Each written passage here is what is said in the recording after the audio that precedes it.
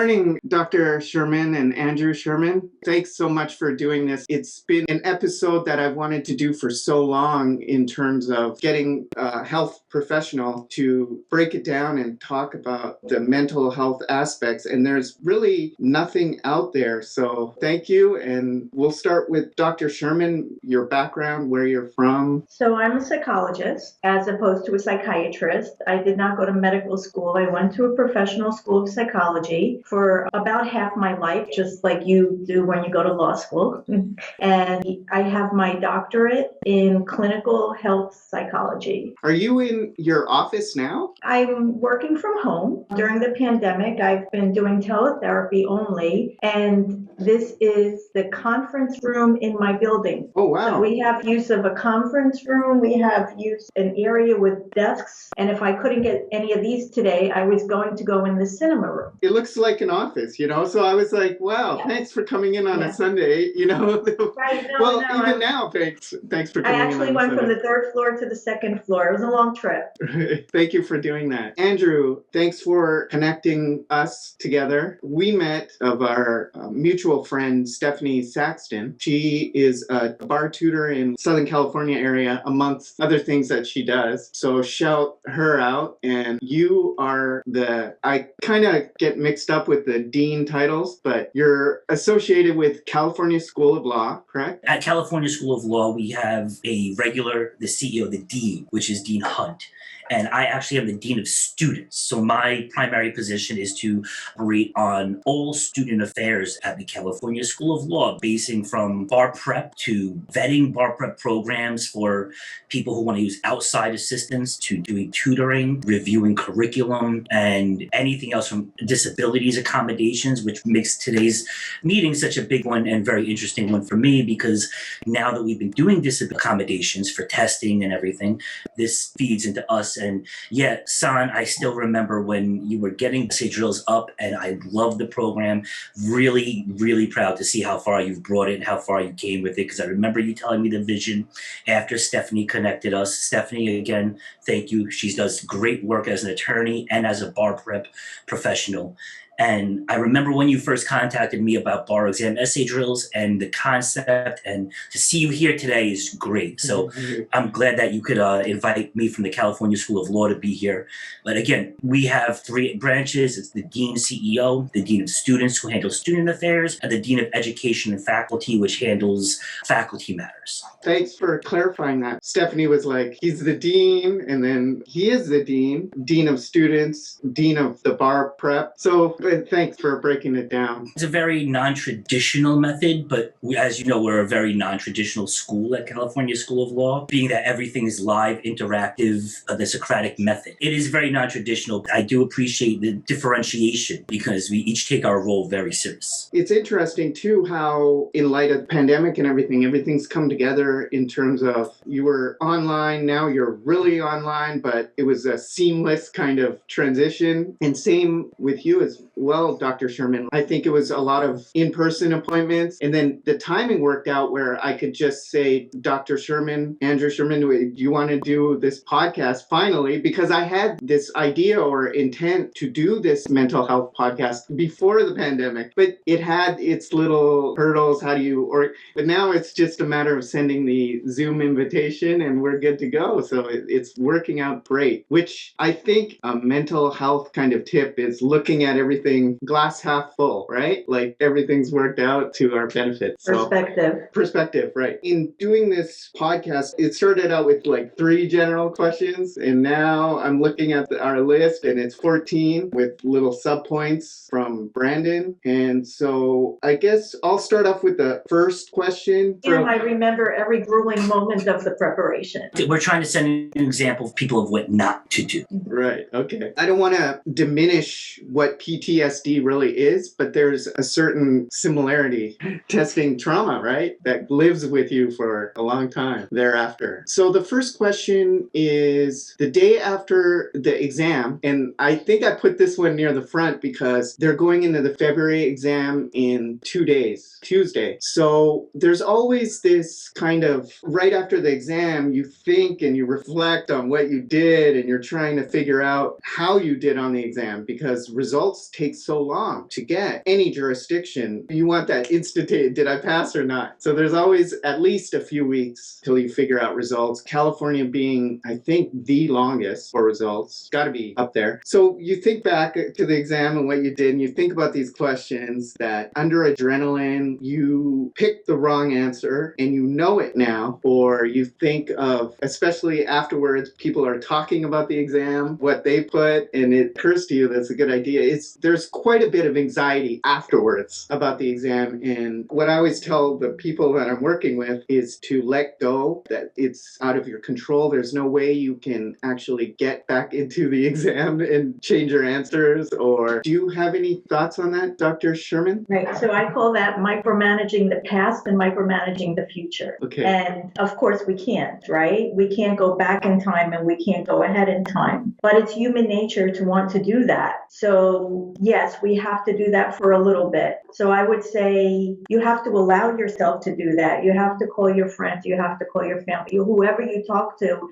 they have to call you and just have time to like untie that big knot in their brain where everything's just like all convoluted. So some coping tools for that, right? First of all, you have to let it happen. There's no choice. You just have to. It's like you were comparing to PTSD. It's like a fight, flight, or freeze response. My life is on the line here and I can't fight. The fight's already over. I can't run. There's no place to run to. I can't freeze because I have all this energy. So what do I do? So I just have to, like, that's the time where you just gotta let it go. That's part of the stress response. You just have to do it. You have to let it go. You have to call everybody. Your wife has to give you 2 days where she just totally ignores you and lets you go crazy. We have to put in the time for that. And maybe talking to you or talking to their therapist, they can help figure out how much time they need for that. And then they have to stop. You have to put in the time for that, and then you have to have a plan. And the plan has to be to exercise. Exercise is always number one. It's the number one stress management tool. Then they have to plan a distraction. Like when I'm doing something that is really difficult and I know it's going to be so emotionally draining on me, like I do depositions as part of my job. I see people with workers' compensation and I do depositions. And in the beginning, even though my son is a lawyer, I don't get lawyers. Like, why do you ask me these questions? It gets me really mad. It has nothing to do with psychology. So I would be so distraught that after that, I would schedule one of my favorite patients that I love to talk to and call them. And that would be my distraction to kind of get my mind out of that. I would really want to call someone and discuss this deposition and why did they ask this and why did they ask that? And in the future, I'm going to do this. And kind of like a test preparation thing. So a distraction, you have to let yourself go into it kind of deep for a minute, and then you have to plan a distraction. It has to be a distraction that forces you, no matter how much you keep trying to go to that place, it is going to force you out of it. Like your kids calling your attention and you have no choice. You have to go. Eventually it pulls you out of that place for a minute. And probably after the test, you have to plan a few distractions. I've heard of planning a vacation. One of my many bar exams attempts, stop writing. They start collecting everything. And I said, so what are you going to do after this? And she said, oh, I'm going to Zion, to Utah, to the mountains. And I thought it was so great. We're going to stop by Vegas on the way, like it just sounded, that is a way to just get out of this, what we're in right now. But can I add something to that? Please. You can't plan it right away because then you're going to take all the stress with you. So it has to be planned after your stress response. It has to be planned enough time to give you time to have your stress response. And then you go and do something and you commit to leaving. Okay, I tried to untie that knot. I tried to micromanage my past and micromanage my future as much as I could. And now I have to take a deep breath and put it in a box and let it stay there until I come back home. Because if you bring it with you, then you're going to be climbing a mountain and that question's going to pop into your head. Why did I answer that? And your foot's going to slip and you're going to fall. So you have to give a little time. It's okay to give a little bit of time to freak out afterwards. And maybe, how about a scheduling,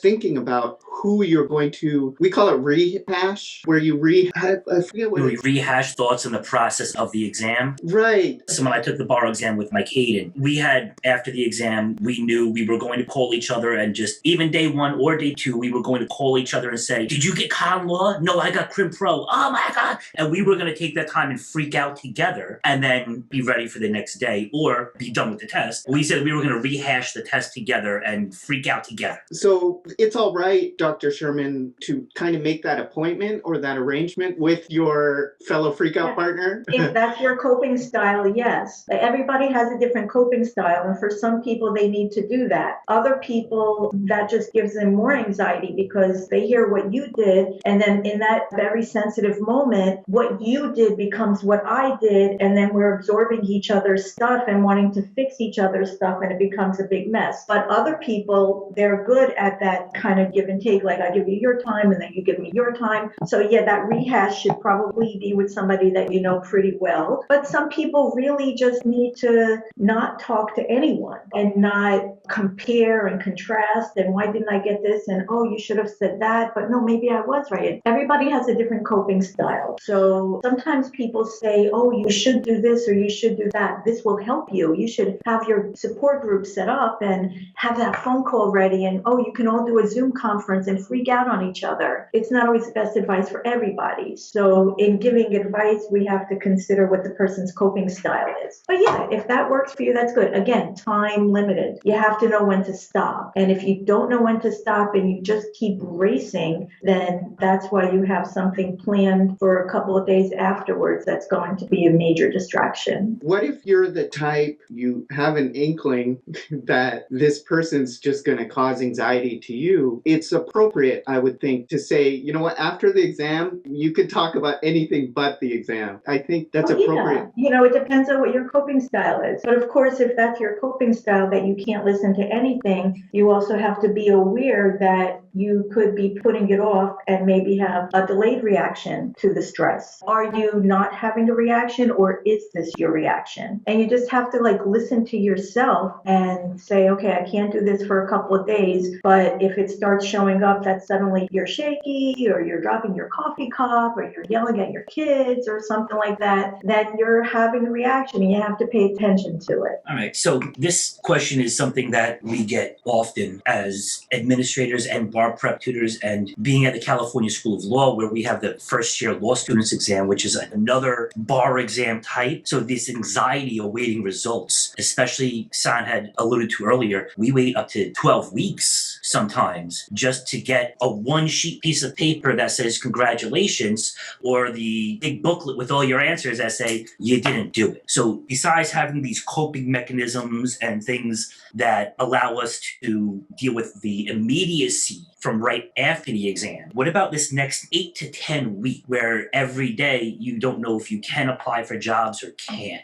So this anxiety awaiting results, knowing your whole future could rely on simply, did you score a 70 or a 68? What could be something that could help people on the longer term, besides obviously the having someone to talk to, planning a trip to distract your mind? We get back from that trip, or we get back from that vacation, or we get past those distractors, and that anxiety triggers again. Because now we're right back to square one, and we're worried, do we study again? So what's a great way or a decent way to help after that immediacy of relief to help the longer term goal? In other words, what do you do while you're in the torture chamber? Yeah, well, how do you get, when you're in the torture chamber and you're tied up in the corner and they have you begging for your life, besides understanding we can't control anything and letting go of control, what's a way that you can advise somebody to let go of control? Especially, I want to predicate, we're lawyers. We want to be lawyers. Everything's about control. We want to control the conversation. Not only for lawyers, that everything's about control for everyone. And I'm going to keep going back to San's beginning where he was comparing this to PTSD. And that's what PTSD is about. It's about that feeling that you've lost total control over everything. And how do you take this moment when you really don't have any control? You're just in limbo and there's nothing you can do. The only thing you can do is day-to-day coping tools. You have a plan for day-to-day, for week-to-week, and maybe sometimes you have to build in that freak out moment and make sure that you just have a day where you can still call those friends once a week. And I keep thinking about this one question. What you could do is, first of all, exercise. Exercise is really key to stress management. It's something to do. It's someplace to go. If you go to the gym or you go to your new pandemic exercise spot, exercise exercise is the feeling of control. We take control of our mind and we can take control of our bodies while we're exercising. And it's really important to have a place to go and a thing to do. Even if you don't exercise, it can be, okay, you're going to watch a movie or something, whatever it is that keeps your mind distracted. But exercise really brings down those stress hormones. And this is a time when you examine that question of how much control do we really have over our life? Is Ava going to knock on the door any second right now and say, Dad, I need something, while you're in the middle of a podcast? We don't have control over that. We think we have control, but we don't. To examine that question of how much control we have over our life, or even before you take the test, if you could sit with your therapist or someone and you can say, okay, I have a plan A and a plan B. And if I pass, this is my plan. If I don't pass, this is my plan. And these are the consequences if I pass. These are the consequences if I don't pass. And to have a plan is a sense of control. But the thing is, you have to write that down, because during the freak out moments, you're going to forget you had a plan B. You're going to forget, well, if I don't get that law degree, or if I don't pass the bar right now and I can't look for jobs right now, but I still have a job. I really love doing X, Y, and Z, and maybe I have an opportunity in that area. We don't know if a failure is really going to be an opportunity. Right now, we're only looking at it, this is our only opportunity and I have to do this. It has to be, it has to be, it has to be. So this is a time to write plan A, plan B, maybe plan C and plan D, but that's a sense of control. And it's also time to write down those coping. So when you forget to use them and you're having a freak out moment, somebody who's in your life that you call can say, wait, didn't you say when you had this moment you were going to go stick your head in the freezer and inhale some cold air and suck on some ice cubes? Why don't you go do that right now? So if we have our list of coping tools, obviously we're going to forget all of them when we feel like we're not in control. But those are just little senses of control, and that's all we can do. Again, we can't micromanage the past and we can't micromanage the future. You don't know what your test result is going to be, and this is a real test in how to wait. So would you say, as far as coping tools, would you say there's a list that you could write out then and just say what to look at? Actually, write the list down, because when we're stressed, anxiety makes us foggy. We don't think clearly when we're foggy, and that's why when you are stressed, that's why you do trip over your own feet. And that's why when you're going to put the cup in the sink, your hand slips and it falls on the floor. Because we get foggy, like the stress hormones actually interfere with our cognitive process. So we can't think clearly. Having that list, even though we're going to look at it and we're going to say, I can't do any of that. Eventually, we're going to be able to focus on something, but it gives us some kind of guideline. So yes, to actually physically write it down. I know, like, I'm older than you guys, so I write things down. But I know you guys have everything in notes, and, sometimes I do text myself things so I don't forget. But I'm talking about a physical list on the refrigerator. So if you're not looking okay, not feeling okay, and you don't even realize it, somebody in your household, if you don't live alone, otherwise we have to be creative, can look at that list and actually bring you something that's on the list, or do something for you that's on the list without you even realize they're going to do that. So this is how the people around you can help you cope. I love that. I actually have never heard of that in so many. One thing I found that's been very helpful for students based on advice that had been given to me when I was taking the test. Very often when I know I have students who are friends or just students in general getting ready for the test, I'll do small things, like I'll send them $5 for a cup of coffee. Like Dr. Sherman was saying, sometimes that little bit of someone else cares about my stress. They're going to go out of their way to exuberate this caring. Whether it's $5 for a cup of coffee or a text message that says, don't forget to breathe. A lot of times we forget all the tools in our belt. We get so focused on bar prep. And I think this does go into the next question for the anxiety leading up to the bar, and go back to the one on waiting results. We can't forget all the tools we have in our belt. We have a bar prep program, we have our study schedule, and we have our law school stuff, but we forget that we have a gym or an exercise. We have somebody to call. We have the ability to get up and go for a walk and clear our brain. There's other tools. So that was one thing that I've learned has helped a lot of students over the past 5 years that I've been working with the California School of Law, and even just friends and family I know that have taken the bar. Sometimes that small gesture from somebody else, it goes a long way. And it also helps us. So when I was taking the bar, I would send $5 to a friend for coffee, and they would send me $5 as a, hey, go get a biscuit or something. whatever it may be. But it was just that little bit of give and take. It makes us feel better. It distracts us for a minute and it gives us a new focused goal. And it also allows the other person or yourself to feel like someone really genuinely cares. It does help alleviate that stress and the anxiety a little bit, because a lot of the anxiety becomes, am I a failure? Am I going to be a failure? Is this going to lead to the downside of the rest of my life if I don't well? And just having somebody say, I'm thinking about you, go get a cup of coffee and take a break, I found it alleviates stress on everybody by multiples amounts. Just moved from anxiety as emotion to the self-talk that we do when we're worried and we're stressed. So for the emotion, yes, breathe. Breathe is the number one thing. We hold our breath when we are nervous. We literally hold our breath. But we have a lot of coping tools that we've learned from the time we were born. That's pretty much what raising a child is teaching coping tools for the world. And we don't realize we have those coping tools because we just use them automatically. So this is the time to say, hey, what are my favorite things? What are my best behaviors? What helps me the most during this time?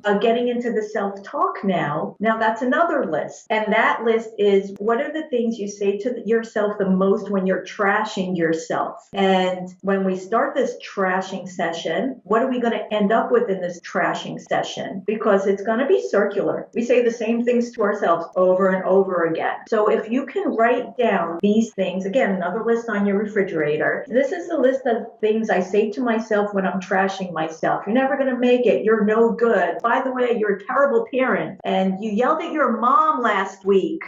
Something like that. These are the things we say, we trash ourselves. Now we have column number 2 or B, A and B, where we have proof that is not true. It is not true I'm a terrible person. A terrible son? Yeah, it's not true. And here's the proof that it's not true. And I don't know, everybody has different proof that it's not true, because somebody in my family told me it was not true, because I'm a terrible person. Nobody's even going to want to deal with me. Nobody's going to want to look at me. They're all going to be disappointed in me. But proof that's not true. Well, Andrew Sherman just sent me $5 for coffee. So I guess it's not true because Andrew was thinking about me. So we have to make that list of proof that it's not true. So when we go down that trashing list. I love that. Wow. It's something so kind of simple and obvious. So one thing I do to touch on that a little also, just in our school in general, to help this self-esteem thing and to help this I'm not a failure. A recent student I worked with, every time they completed an essay, I would send them a certificate of achievement. Just an email that said, congratulations, you did an essay. It didn't matter what your score was. It was just you did it. And as you know, son, sometimes half the job is just doing the work. Right. Right. And Right. there you go. That's proof. You gave somebody proof that they can complete something. And that's what it Whether it leads turns to. out good or bad, they don't even know yet if it's good or bad. But here's proof that they can complete something. Exactly. And so what I encourage is I also encourage them, I say, save the file, and every time you finish 25 MBEs or every time you finish an essay, print out their certificate and hang it somewhere. Because remind yourself that you've done these things. Remind yourself that you can do it. And I always tell people you're going to have tons of negative feelings, but as Dr. Sherman's alluding to, we need to be conscientious of picking out these positive feelings. And even if it's something so simple and so little as I got a certificate of achievement, we feel good about that. Yeah, maybe it's some people call it child. No, that's important because we need to have some kind of affirmation that we did the work, and not just that we did it well, but we did it. And as you know, in bar prep, half the job is just doing the work. But also, we have to remember that sometimes trashing ourselves is the way that we're preparing ourselves for failure. So it could turn out that you did fail the bar, and you have to be ready for that. So if it's just a constant good feeling, okay, we can have a constant bad feeling, and then if we pass, it's like, okay, what relief. But it's still going to be hard to get out of that negative framework that we've been building ourselves up to just in case we didn't fail. So in doing all the positive, we also cannot kick away what we view as negative, the just in case, because we do have to be ready for that crash. Some of the examples you sent me of student comments and stuff are not just a crash. Some of them were a major depressive episode. Some people, when we fail at something, just go into such a severe depressive episode, and that's totally different than testing test anxiety and coping in the real world and, hey, I can get past this and I have coping tools and just dealing with it. That's depression. That needs to be treated. Anybody who says, I thought about jumping in front of a train, that needs to be treated. There's a definite, I don't want to get too law jargon, but it's an exigent, it's a really important emergency situation when those kinds of thoughts and words are put out there. If you have a friend or another student that you're going back and forth and getting out your test anxiety and everything, and they mention that they were thinking of jumping in front of the train, not only should you give them the phone number for a mental health helpline, it would really be okay to call 911. If you don't know what to do, you have to save someone's life and risk their friendship. You just have to, because they can get through that episode as long as they're alive. They can't get through the episode if they're dead. Finally, it gets to a point where it triggers a depression. I'm sure there are people who have committed suicide because they couldn't stand the pressure of waiting, or when they got the result and they failed. I was going to say, we can always take the bar exam again. We can't always live again. That same concept could be, maybe it's hard because you're going to call the police on someone in the middle of the bar exam and it's preparation and they're getting stressed. But the fact of the matter is that these kind of situations, these statements, it's unfortunate, but being in my position at the Dean of Cal School of Law with a baby bar before people even get to the bar exam, and we deal with much older students, generally 40, 50 and up, and I've heard people say these things before, and it's scary. You really shouldn't be the one to make the judgment on whether you should call or help them. You should just do it, because one thing we all know is that you can take a test again, but you can't live again. And that's just an episode that people get through. But it does go very much into thinking about, what if I'm not studying correctly? What if it's enough? What if I fail again? Because as somebody who was not successful my first time around, I recall having all of those thoughts and feelings. And it really does become a major issue where you don't realize that it's not the end of the world, but it feels like it, because it feels like it. Calling 911 doesn't have to be the first thing you do. So let's just touch on this anyway, because it's really important. Depending on how well you know the person might be home alone, you don't know. But depending on how well you know the person, it's okay to say to them, look, do you want to die? Or do you just need a solution to this problem? And they're like, no, I don't want to die. I just want a solution to this problem. Okay. So see if you can get the name or phone number of somebody who knows that person, who lives nearby, and say, hey, would you mind if, I'm worried about you. So if I worry about you, I'm just going to call this person to check on you, okay? Or to put it out there, not to ignore the statement. Because if somebody puts forth a statement like that, they're probably not going to do it because they said it out loud, but it's scary because they were thinking about it. And here you are, yourself, in a position of test anxiety, waiting for your results and going through it yourself. And now you're worried about your friend's life and you need something to do. That goes back to control. How much control do we have over our own lives? How much control do I have over my friend's life who I'm looking at on a screen, and I can't do anything because they live in Wisconsin and I live in Nevada? I can't do anything. So it could be okay to say, hey, are you home alone? Anybody there with you? Because maybe I can just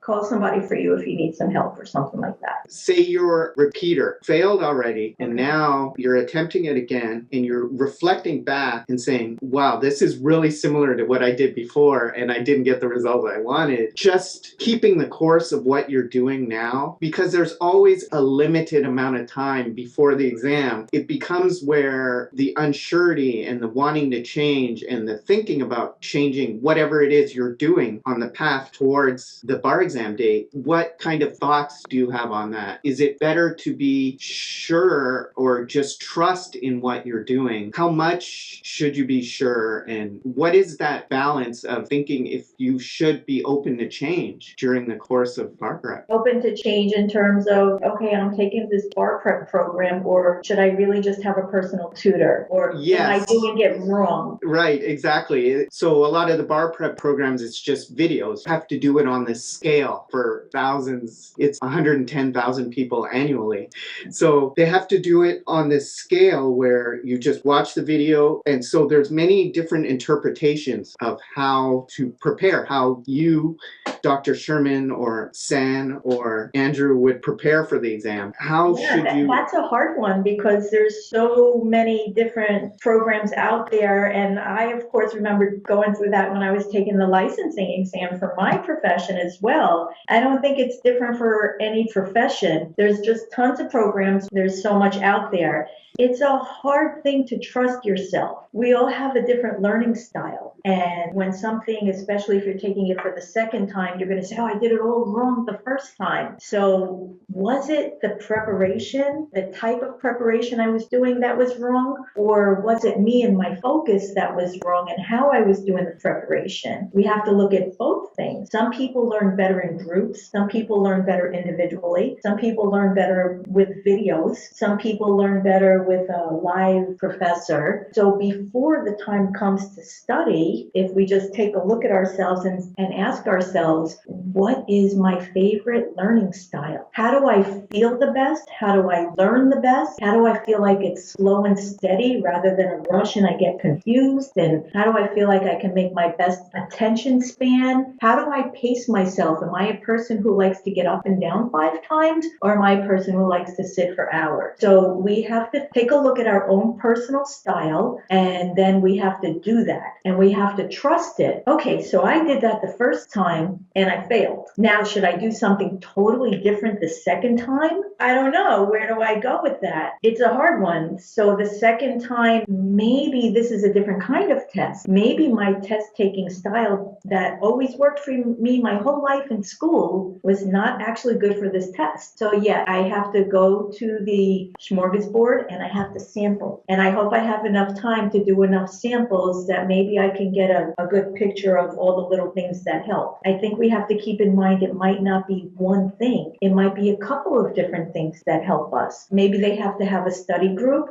but maybe they have to not have a study group sometimes. I think we have to be open to figuring out what's helping us in the moment and how we're learning. The most important thing is pacing. Cramming, we feel like we're doing great when we're cramming, and if that's your personal style, it might be doing great. But we have to be aware of our pacing style. We have to make sure we take breaks for our brain to rest. We have to make sure we give ourselves days off. I know you feel like you're losing a whole day if you take a day off, but actually what's happening during that day is the brain is taking all that information and it's settling some of it in. And then when you go back the next day after that, something's going to click into place and you're going to say, I should have done that. Okay, I'm going to do this. So we have to stop at a certain time of day or night. We have to pace ourselves. So what might have worked for the first test might not work for the second test. And again, it's that we just have to trust ourselves. There's no right answer that's 100%.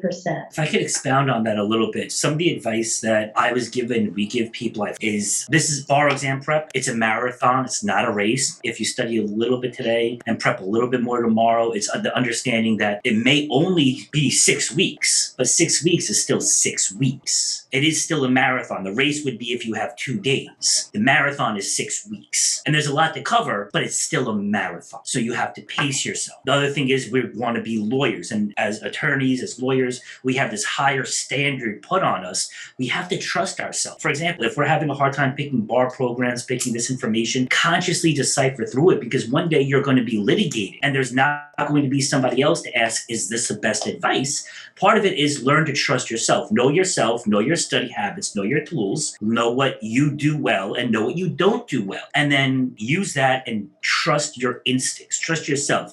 You got through law school. You did something right. Trust yourself. You earned it. That goes in the proof column. That goes in the proof that I can be a success is I'm taking the bar exam. I'm a failure because I can't get it straight. But wait, I got through law school. So I'm just going to stop you for a minute because that is all great advice. But I'm an anxious student and all I'm hearing is blah, blah, blah. So then what I'll say is that the brain is a muscle, and just like any other muscle, you have to give it rest to process. Any muscle. If you work your biceps, work your biceps Monday, you don't do it Tuesday. Everything I'm saying sounds great. Everything you're saying sounds great. But I'm an anxious student and I have 6 weeks, and that 6 weeks might as well be one day because that's how my brain is racing. So I think coming from a professional like you or San, coming from people who've been through this, if you tell them, look, you have to take a day off, that's no choice. Give me your plan for a day off. Or I noticed that you're really good at this. No, I did that the last test and it didn't work for me. Look, I'm telling you, I noticed. Coming from a professional, telling somebody directly, I see it as a good tool for you, I might listen. As an anxious student is not going to listen to me or you with the plan. Just keep that in mind if you feel like you're telling this to your students and they're not listening. Because my patients never listen to me, I have to tell you that. So I guess it's a difference between theoretical and practical application then at that point, right?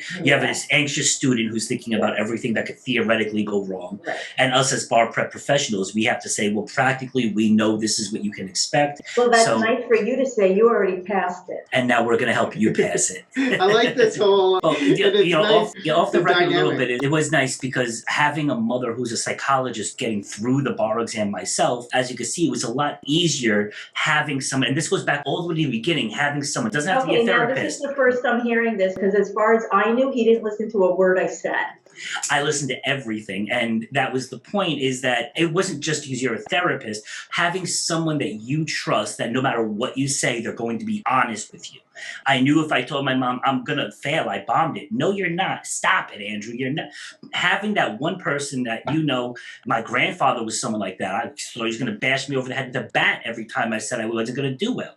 But you need that person.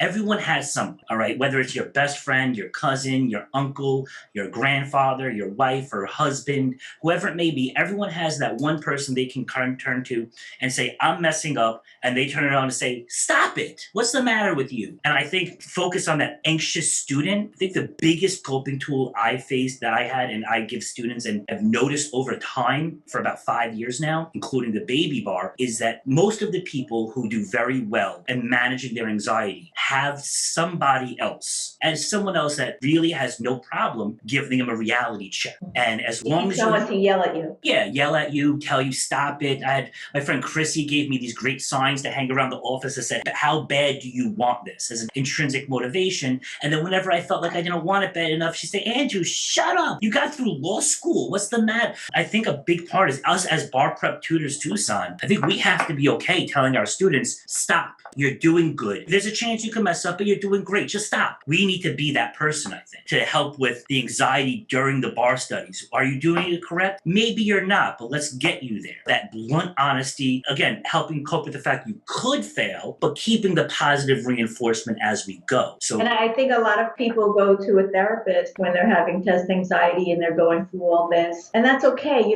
We teach breathing skills and we say, don't forget to breathe. And progressive muscle relaxation, which is really, tell your students to look it up. It's really good. Feels like more control than breathing exercises. But I think more important is to have that professional in your life that says, you can do this. Having my therapist tell me you can do this, well, that's nice. She's paid to do that. We've talked so much about support, and I don't even have it in here, but I've talked about it in previous podcast episodes. It was this one Reddit post, an online forum, where this significant other posted and said, what should I do to support my significant other during bar prep? And I responded and I said, I think the best thing that you can do is let them know that no matter what, you'll always love them and support them. And the bar exam might be big to you. And yes, it might be big to our family and our future together in some way. But even if you do fail it, I'll still love you. It really doesn't matter to me. I actually even told a story about my brother. He was visiting. He lives in Canada. And he came down and he was staying over. And then I got results a few days before that I failed it again. He came downstairs, it was the morning. And I'm thinking, I'm back to studying. I'm looking at what I need to study, the subjects. I said, I'm really bummed out that I failed again. And he said, you took the bar exam? And it didn't even occur to him. It didn't matter. He was there to visit, spend time with me. And the bar exam was the last thing in his, and it showed and it made me really feel better. clear that for me as an exam taker, it was the world, right? I had to pass this thing. But to someone I love so much and that loves me and comes down to visit all these miles, he could care less, really. Life is a continuum. It's not one moment I love you and the next moment,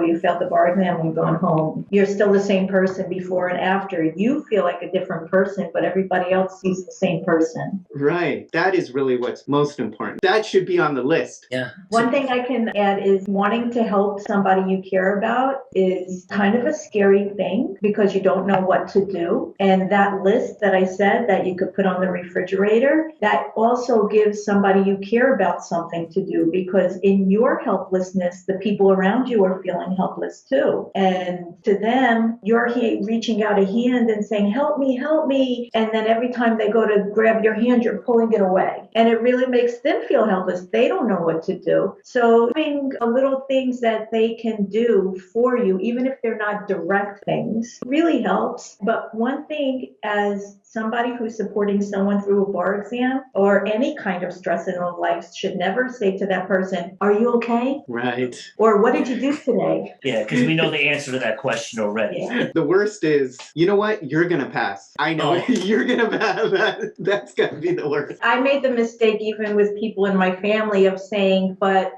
Kennedy failed a whole bunch of times.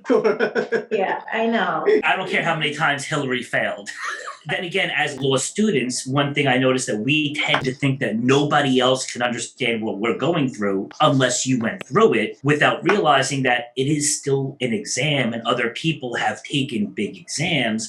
And this understanding that about being irritable about people at study time and how to manage these things, very often I advise people, I say, just be open with the people around you. Say, I'm studying for a very hard test. I'm going to be very irritable. Things like closing the microwave door may annoy me. That doesn't mean don't close the microwave door. Just, I'm sorry in advance if I snap at you for closing the microwave door while I'm studying because I thought you should have known. So I think that open communication also, like Dr. Sherman was saying about having a list of things you need, but also openly communicating that this isn't your fault, so please don't stop supporting me because you might have made a sound during my study that threw something off. I'm the one who's irritable because I'm studying. You're chewing loudly and it's distracting me, or whatever it may be. So in managing the family and friends and work and all these things, I think a lot of it comes just open communication, telling your job, I'm studying a lot. Is there any way, paid time off or anything? Can I get 2-3 weeks of vacation time? Working with people, being open about it. And San, we're in the same boat here where we're multiple time takers. You kind of learn after the first one that if you don't express to people what you're feeling and what you're dealing with, nobody else will ever know. And then we can't say, you don't know what I'm going through because you never took a bar exam. But okay, I never took the bar exam, but I also don't know how to help you. So how do I help you? Do you need me to just not use the microwave for a week? I don't know. That communication, though. You're allowed to be irritable. People are allowed to feel what they feel and maybe not be rude and nasty, but you're allowed to feel what you feel. And sometimes the reaction is just that. It's a reaction. But when you openly communicate with family members, spouses, children, anyone that, hey, I'm under a lot of stress and it's not you, it's just the stress. People tend to be a lot more understanding than we think they will be. So I think that's one really big way to focus on your own irritability at people and managing this stress and irritability and things that happen. Not only having these lists of what you can do, what you can't do, all these, but openly communicating. I think if you get to the point where somebody slamming the microwave is bothering you, you need to take a break too. It's a good indicator. So in that situation, I hear the microwave slam and it's really enraging me, That's in your control to move yourself, right? Right, yeah. It's theoretically it's in your control, but mentally and emotionally is it within your control? You feel like it's not, and sometimes we think our feelings are fact. I feel like I'm so anxious that I'm glued to this seat. I'm paralyzed. I have to watch the screen. I have to read this, and I feel like this is my control, and my control is being hyper-focused to the point that anything outside makes me feel out of control. But yes, it is our control to stand up in that moment. And one of the best things we can do is actually, if we're sitting down for a long period of time and that microwave bothered me, I need to realize that I need to actually stand up, stretch, go splash some water, take 1 minute. If we time ourselves for just like to close our eyes and just relax for 1 minute, that 1 minute feels like an eternity when we're trying to stop. If you actually time yourself, and I do this with people in sessions, I put on my timer and I say, just sit for a minute, put your hands on your stomach and just feel the feeling of your hands on your stomach, not a breathing exercise, just like get in touch with yourself for 1 minute. That 1 minute feels like forever. You lost your concentration, you lost your focus. So hyper focus and hyper control is not control. And yes, in that moment, we need to realize it. So if you can practice that 1 minute exercise, then when you need to use it, it'll come into effect. But it has to be practiced. It has to be practiced. Patients that I've had, they know when the therapy session is coming to an end before I can even think about it because they've done it so much, they feel that timing. So that 1 minute, that practicing that 1 minute before the exam begins or studying begins, you get that feeling of what that 1 minute is so that you don't feel out of control if you do it. And that's part of the pacing as well. It's interesting that we started incorporating that with not just bar prep, but in regular exam studies. When students start at California School of Law, they take an intro course on legal method. And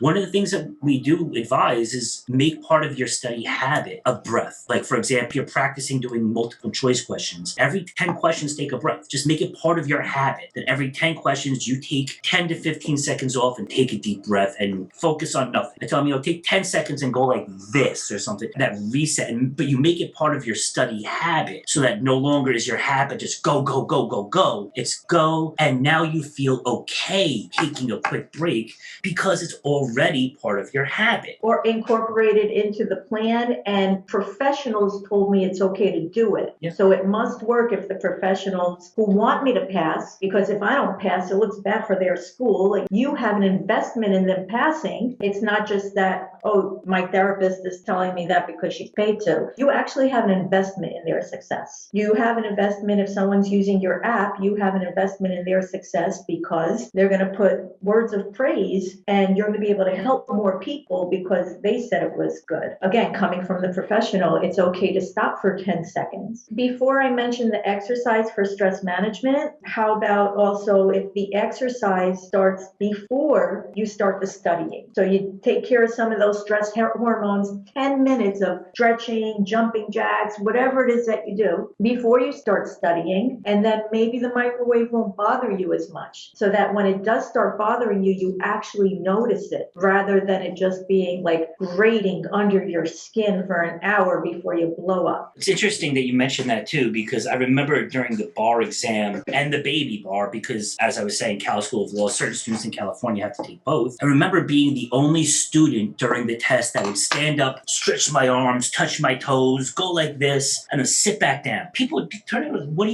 you doing? And I passed the second time because, like you said, before the test, I stretched out. In the middle of the test at times, I would take 10 minutes and just, I need a second. This is too much. And people look at you like you're crazy because they're all stressed out. But you're right, incorporating it into your preparation and getting it before to start, because that's recognizing it's happening. Even if you're in the middle of the exam, if you can't focus on First Amendment vagueness and standing and stuff, take a second and stretch your arms and reset yourself. Like you said, that little exercise, and you refocus. And it's okay if everyone else looks at you crazy, but you're going to take 10 seconds so that you can pass the exam. And I learned that from one of the best students I ever had, Sam, where we were classmates. He nailed all his exams right away. His thing was, he's like, hey, I'm older. I can't sit for 4 hours. I need to stretch my legs. I don't care what other people think of me. Let them look at me funny. It's within the rules. And just hearing that was like, that's a really good idea. Yeah, absolutely. You're right.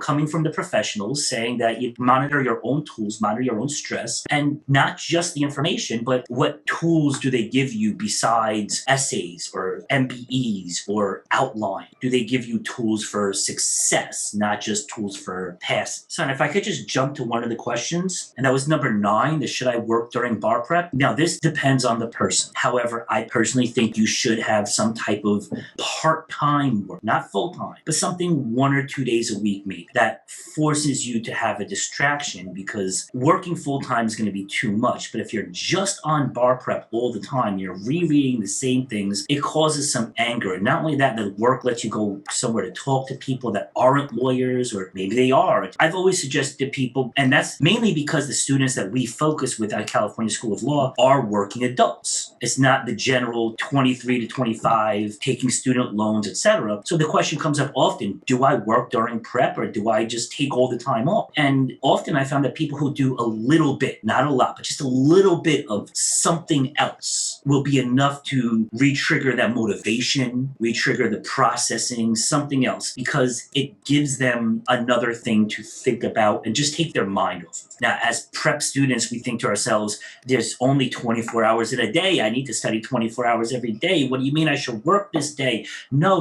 I took a job working at a golf course where early in the mornings I would mow lawns 2 days a week. That really helped the second time around, because that little bit of time in the morning or in the afternoon or whenever they would schedule was just a couple of hours. It wasn't a lot, but it was enough to allow my brain to process what I had already gone over, you see. So if you're the type of person that's going to go anxious, crazy, study all the time with no balance, and you know that about yourself, having a job at a deli or something 1 day a week could be a good way to force yourself to take that much needed break. When I read that question, I read it as someone having a job in the field of law, that should they work while they're doing bar prep. That's a perspective too, to take a job someplace else. But my answer was also, it could be beneficial. Everybody has to look at their own personal coping style again, and of being balanced in the real world while you're trying to micromanage your future is a good thing to kind of keep you focused on real world, and law is focused on real world. So I think as a way to kind of be in the here and now, and I think it can help with understanding the material, because while you're working, you're, instead of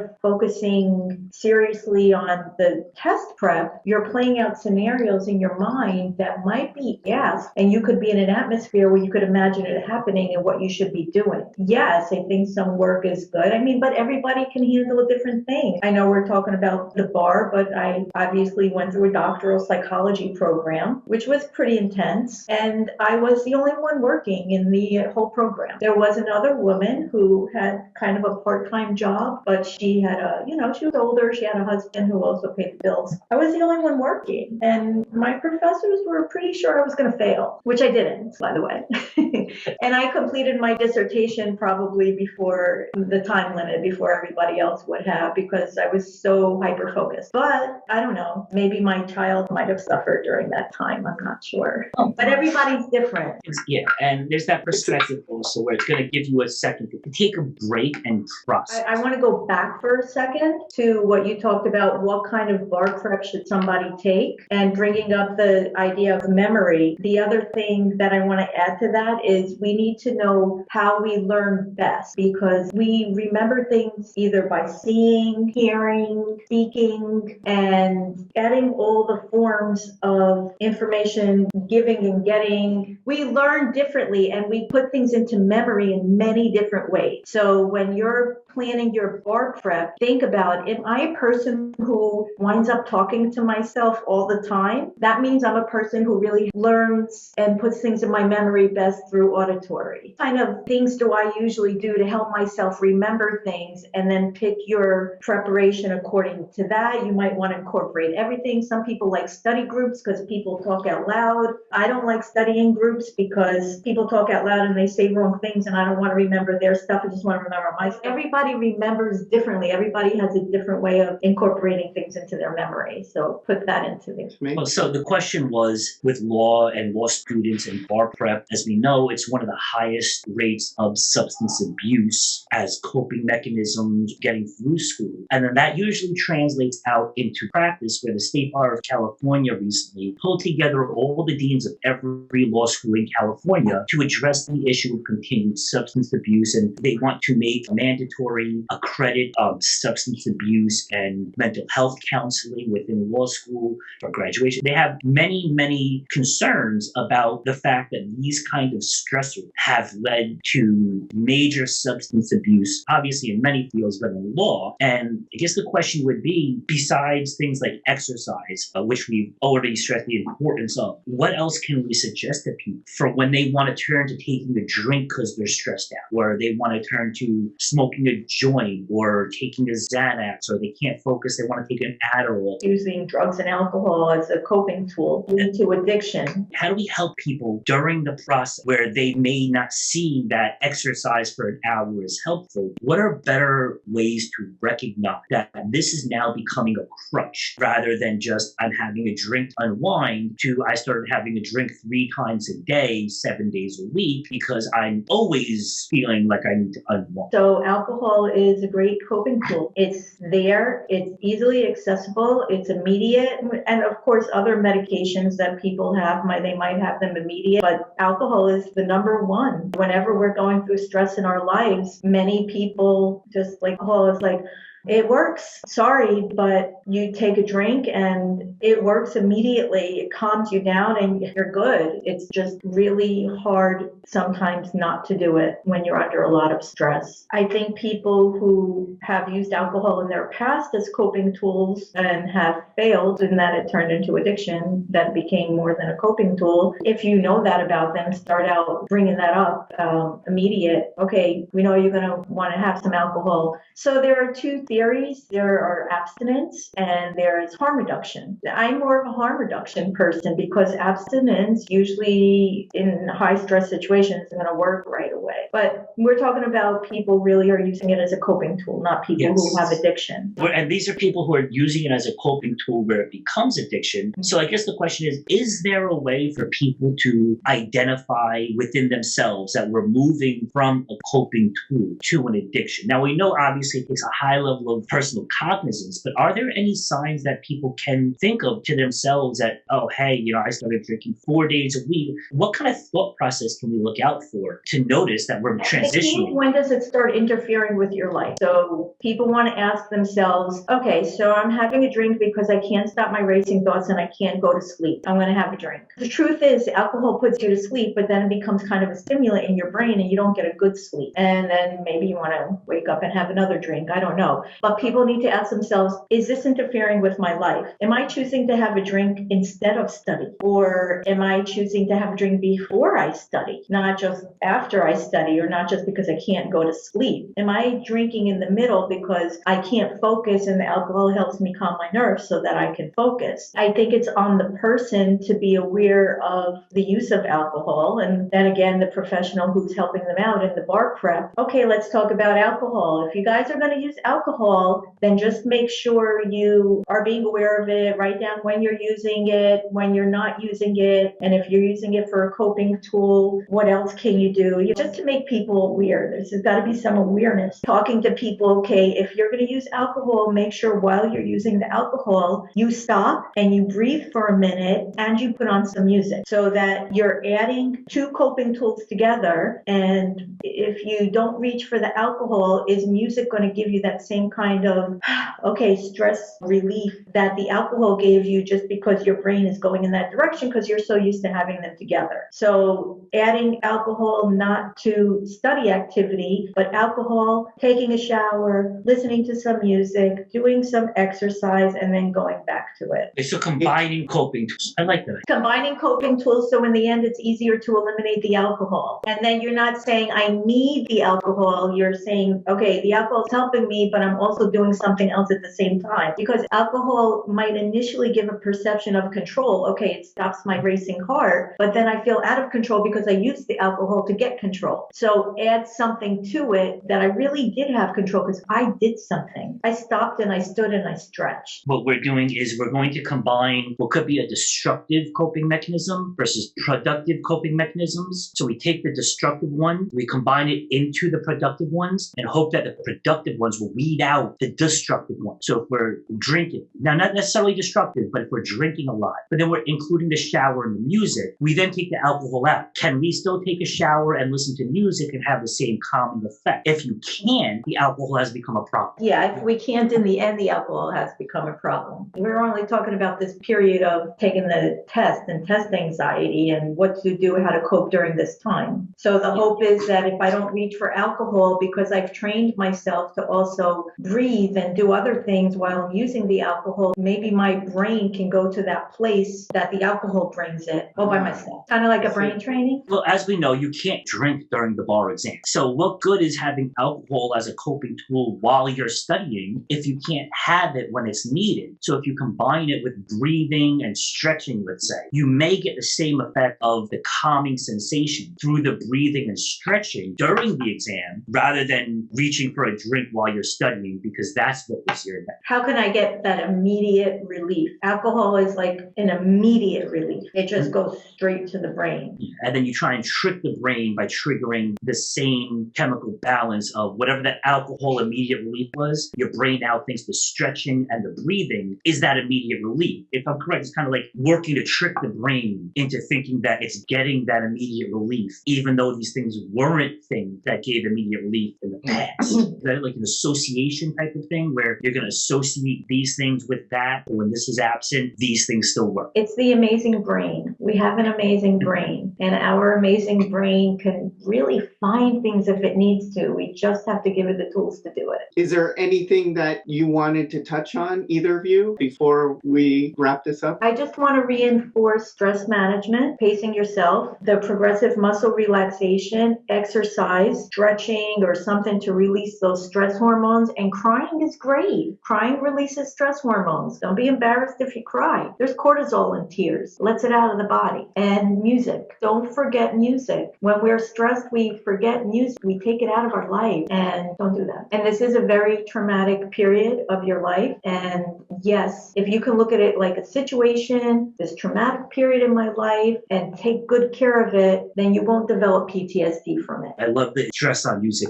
I stress it to people all the time also about this concept of not only just different music, but different tones from, 432 hertz music that penetrates mental stimulation, classical music, even rock, whatever you need at the time. I remember Nietzsche had once written that without music, life would be a mistake. So we have to realize, and something like that, is that this little bit of classical, a little bit of this, a little bit of something, it does affect us in many ways, which are pleasant. And I remember just for myself, one test-taking tip I always had was I would always listen to the same song over and over. I couldn't remember burglary. I would start thinking of Let It Go. Why? Because when I studied criminal law, my daughter loved Frozen. So I couldn't remember Ellen Bassett, Let It Go, Let It Go. Oh, I remember burglary now. An amazing brain. It's funny how these things work. But following that theory for hundreds of years that people have used, that music is a catalyst to success. So Forcing music because it's another part of the brain. We need to use our whole brain and not just stress out one part of it. But music can help our memory as well. Or a place. If you study in the same place all the time, when you sit in that place, your memory is going to come to you. We have to be careful with that because the test is going to be taken in a different place. So, are you taking new patients? I'm not exactly in private practice. I have kind of a private practice going on, but I work for a company. So I don't really see people in general situations. I have chosen to work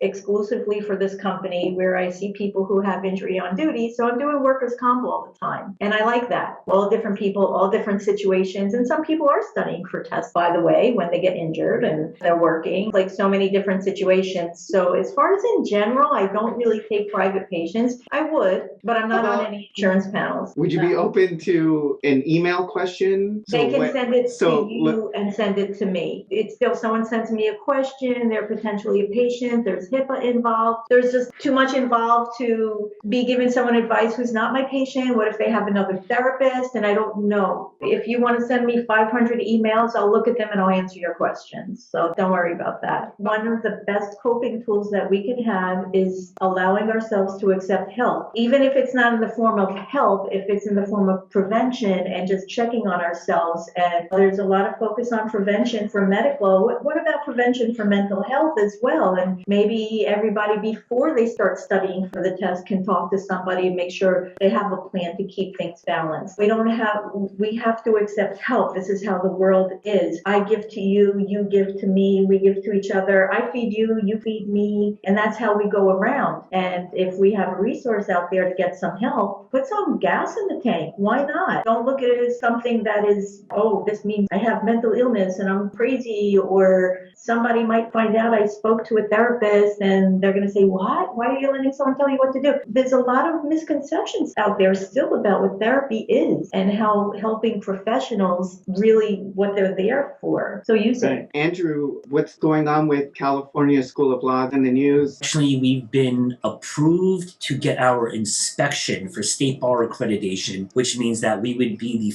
first distance online unaccredited school in that category, which would not require the first year law students exam. And that will be a propelling factor up until our ABA accreditation. California School of Law, as a distance learning unaccredited school where you get the Socratic method, we teach via Zoom. Most other schools are correspondence only. And that's why we've had our process go through a little smoother than some other schools, is because we have this interactive process. California School of Law has been granted their inspection. So once we get the inspection, then the state bar can give us our state bar accreditation, which means no more baby bar, take federal loans and grants, and then move our way into that next tier, which is actually becoming an ABA accredited school. Without giving false hope, this is still a 5 to 10 year process. As you said, it's been published, it's been posted. The state bar has cleared the way that due to this new pandemic situation, with most schools now providing some type of virtual learning atmosphere, that they've helped clear the way for California School of Law at our much reduced tuition, yet still highly qualified professors, to be able to be an affordable law school that people can sit for the state bar without having to take that baby bar first. As of right now, anyone who enrolls